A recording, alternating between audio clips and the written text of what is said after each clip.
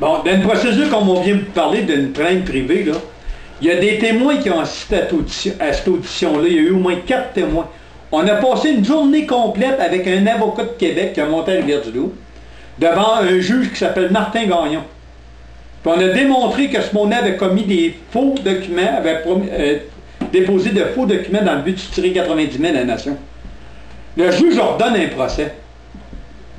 On s'en allait vers le procès là, pour démontrer que ce monde-là, c'était des bandits, des fraudeurs. Il y a quelqu'un qui a stoppé ça. Comment est-ce que quelqu'un peut arriver et stopper ça quand un juge ordonne un procès?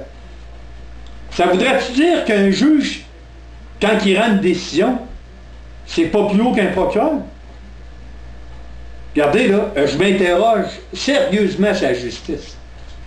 Quand ça concerne les Autochtones, des gens des Premières Nations, là, puis là, nous autres, on fait face à des bandits qui ont des cartes d'impoche qui n'ont pas d'aide à Noël. Puis les autres sont là depuis 87, 89. Imaginez-vous dans quel malaise qu'on est pogné, là, puis que ce monde-là stoppe les procédures quand on a toutes dans les mains. Comme le ministère des Affaires indiennes font dans le moment.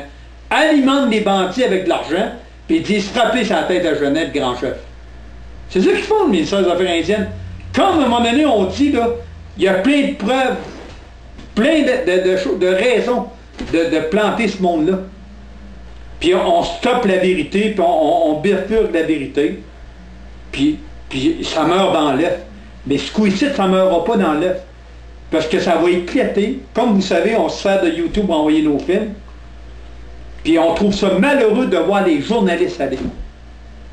Ils sont contaminés bien raides. Par qui ils sont? Pour garder le silence, pas dénoncer ça.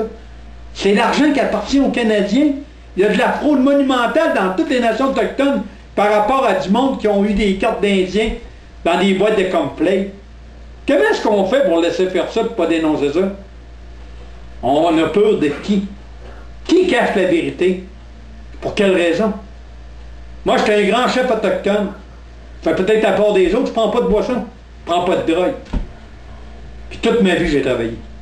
Fait que je trouve ça terrible de voir ce qui se passe. Que ce monde-là, là, fait 20 ans qu'il vole.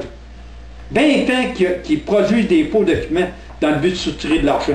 Puis enlève l'argent qui reviendrait aux vrais gens des Premières Nations. Puis personne ne dénonce. Mais c'est bien de valeur, mais on va la faire, la guerre. Puis Camille Simard, tiens bien là-dessus qu'on s'en vient. On s'en vient. Le ministère des Affaires indiennes, là, il n'y a pas 50 dirigeants. Là. Il y a André Côté, Pierre Necton, puis Camille Simard. Puis on s'en vient.